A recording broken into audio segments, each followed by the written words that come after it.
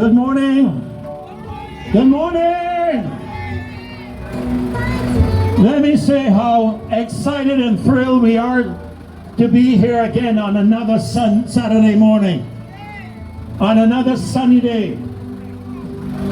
We have to give the good God in heaven thanks for how He has given us exceptionally good weather for every single March. And I want to encourage you this morning, remember what our second verse of our national anthem says.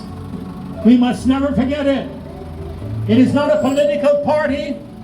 It is not the United Nations. It is not the World Economic Forum. It is not the World Health Organization. It is the Lord that has been the people's guide in Barbados for past 300 years. Can I hear you say, yes? Thank you. Now this morning, I want to share very briefly and very quickly about an international matter. I am not going to get into all of the matters to do with the Springer Memorial School, which incidentally was my wife's alma mater. Is that what they call it? That was my wife's school. I'm not going to get into that, because if I get into that, we'd have to call an election next week. And maybe we need to call an election. I just want to say a couple of things nevertheless with regards to it. We are aware of what drills and simulations are. We're not stupid. There are a lot of people that are in Parliament and running in politics that think the people are ignorant. But the people know what a drill and what a simulation is. And what I will say is this morning, I watched the press conference, and the outstanding thing that came forth to me was the lack of sincerity in the apologies that should have been offered. There was no sincerity, there was no authenticity to it. What I also observed was the distancing. I'm not going to call any names because I can't afford to pay any lawyers. Although I think I could easily defend myself, because it would appear to me that a lot of lawyers are no longer amenable to law. But I observe a distancing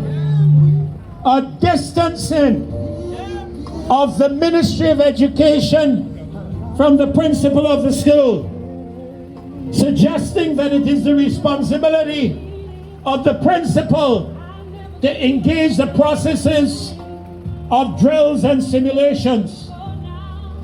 I also observed the Minister of Education announcing during a recent governmental event that they were now formulating and were now going to put in place policies surrounding matters to do of this nature for their schools. My God, man, this is 2023, and we are now addressing that after 3 years of a pandemic, after watching what has happened in schools in America, after watching what is happening in Trinidad and Tobago, and we have not put policy in place. What is the problem? Does our ministry not have vision? Do they not have the ability to see down the road? And if they don't, then they need to put people in place who do. Imagine we are going to be told, after children have had panic attacks, asthma attacks, premenstrual involvements, all kinds of medical issues with teachers and parents and children, parents who are facing threats from their employers because they had to leave their work and rush to the Springer School. And you mean to tell me that we are going to now learn from this? That is an insult to the intelligence of Barbadian people. And I will endorse, and I said it publicly in the last meeting, I said it yesterday in a press conference, that those in charge should be made to step down. You no longer carry the moral right and the moral integrity to lead the Ministry of Education. And that should be the position of every parent. You know what I'd like to see in Barbados? Can I tell you? I would like to see a day when every parent keeps every child from school and stays home for one day and show the people and show the government we are not making sport about the matter. But as I said, where my iPad? My iPad is here. See if it drops.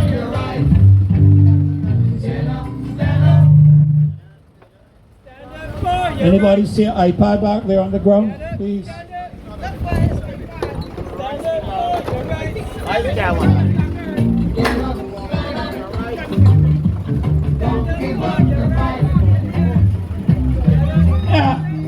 You can tell I'm getting a little older than normal. I got onto my armpit. My armpit's so big I didn't even recognize that it was there. But I'm going to tell you what I want to share with you today. We have a child protection bill before the Parliament. We have had submissions from several different areas of this country with regards to this child protection bill. But let me tell you what I took. I'm not going to say offense. What I took objection to was a certain member of Parliament in a joint constituency meeting in St. James in the Queen's College Hall that was hardly filled with anybody, having the disingenuous and disrespectful position to tell the people that they're talking foolishness and that the bill is going to pass. In other words, all the consultations don't mean a thing to them. It is a matter of theatrics. It is a matter of photo optics that they can say they consulted with the people, but they intend to pass an international determination by the United Nations upon the people of Barbados. We did not elect the UN to represent us in our parliament. We elected people of this country to defend the rights of citizens of Barbados. And this politician, this parliamentary lawyer, had the audacity to talk rubbish about the people trying to hijack a bill. We're not trying to hijack a bill. What we're trying to do is to defend the rights of the people of this country to self-determination and sovereignty. That is what we are trying to do. And I'm going to tell you why it's important.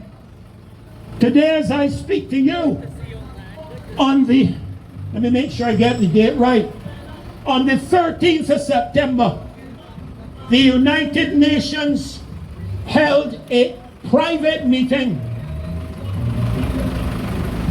in Strasbourg to establish the World Health Organization as the sole entity to determine what happens in a country in the planned future pandemics. If you want to find out if they have planned future pandemics, talk to Bill Gates, talk to the Melinda Gates Foundation, talk to George Soros. Both are who are represented in this country as I speak.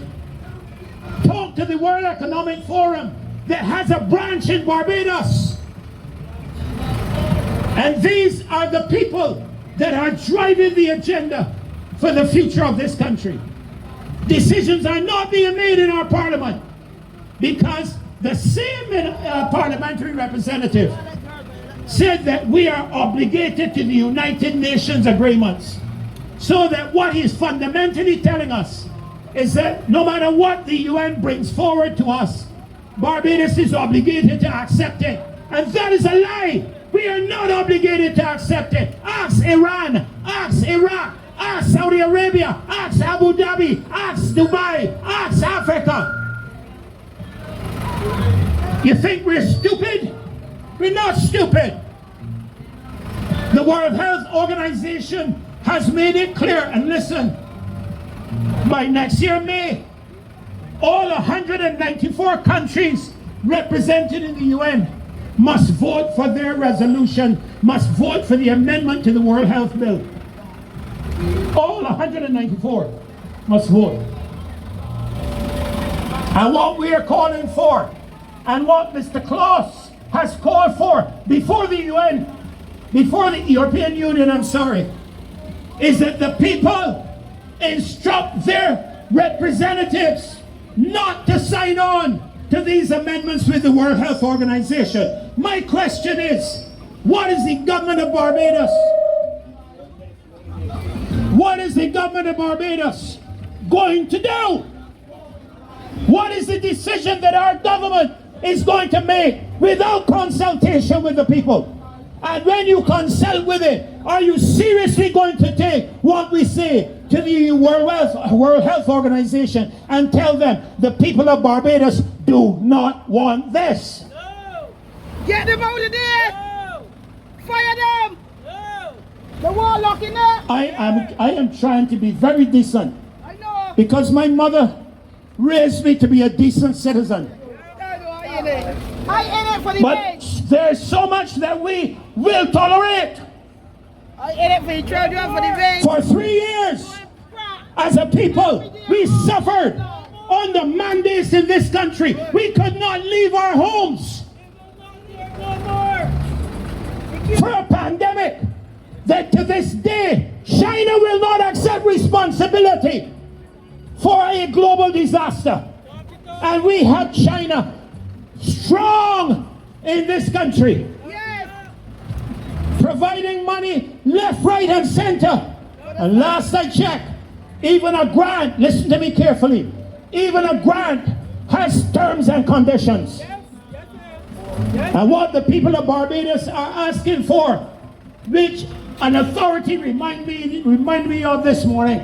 I won't tell you who he is, but he reminded me that what we want is transparency and accountability. We have things happening in this country and nobody is being called to account. People are doing as they like, running ministries how they want, making decisions that will affect your life, your children's lives, and your grandchildren's lives, and your great-grandchildren's lives for the rest of our time in this nation. And nobody knows what's going on. Up to now, Mr. Caswell Franklin, who will be speaking this morning, has not received the terms and conditions of a Saudi Arabian loan of $300 million for our airport. Up to now, we don't know the terms and conditions of a $100 million loan for Sam Lords. We don't know the terms and conditions of a grant for a new secondary school. You can call it a Rose by any other name, it's still a Rose. To be built up there by the Royal Bank, in what you call it there again, Cheltenham Park. But this is because we are having a government that is signing on to international agreements without the consent of their people, and in which the people of the country are not satisfied. We are concerned, and as citizens we have a right to march and protest. Of all the people who should know that, the Prime Minister should know. After all, did she not lead one of the largest protests and marches in this country when the Democratic Labour Party was in government? And now that the same thing is happening to you, you got a problem with it? That's called hypocrite. And then you have the audacity to stand in the United Nations and call the people, the nations of the world, the funding agencies for transparency. That is a joke. You know, I can stand on this truck and I can talk sweet and I can talk pretty. But it is what happens when I get off this truck and I live my life that determines whether what I say lines up with what I do. Ronald Reagan once said, the most dangerous statement to hear in the English language is, I am from the government and I am here to help you. I am encouraging every one of us as citizens of Barbados. This is not about a political party. You know, there are people who have come to me already for this morning to ask to interview the leadership of this. And I said to them, this is a movement. You won't find a singular individual here. What you're looking at are grandparents, grandmothers, workers. You're looking at a cadre of all Barbadian citizens who are concerned about the future of their country. And rather than acting like an idiot and calling us disingenuous and calling us foolish and talking about trying to hijack a bill, what you need to do is to have a proper open forum, not your constituency meeting, not a Barbados Labour Party constituency meeting, not a Democratic Labour Party constituency meeting, a constituency meeting for the people of Barbados, and bring every one of your ministers to the table and let them give an account. When that happens, we as a people will begin to believe that you have the interests of the citizens of this country at heart. So I'm calling on all of you citizens of this nation. The pension bill will affect you. The child protection bill will affect you. The World Health Organization amendments to the World Health protocols will affect you. Because what they are saying is that in the next pandemic, we are taking control of your country. You have to do what we say. You know what that means? It means we have surrendered our sovereignty. That is what it means. And as a sovereign nation, as people, I am not going to incite nothing. But you know what we will do? We may not be able to defend ourselves against the mighty U.S. military. But I still believe that there's a fella up above. Are you hearing me? There's a fella up above that when you start to mess with the citizens of a country, he responds. And he can put you in the Queen Elizabeth Hospital on your back, looking up from a bed. Even worse, he can put you at Lyndhurst. So you better be careful how you handle the affairs of the people of this country. God bless you. Goodbye, ladies and gentlemen, and thank you for listening.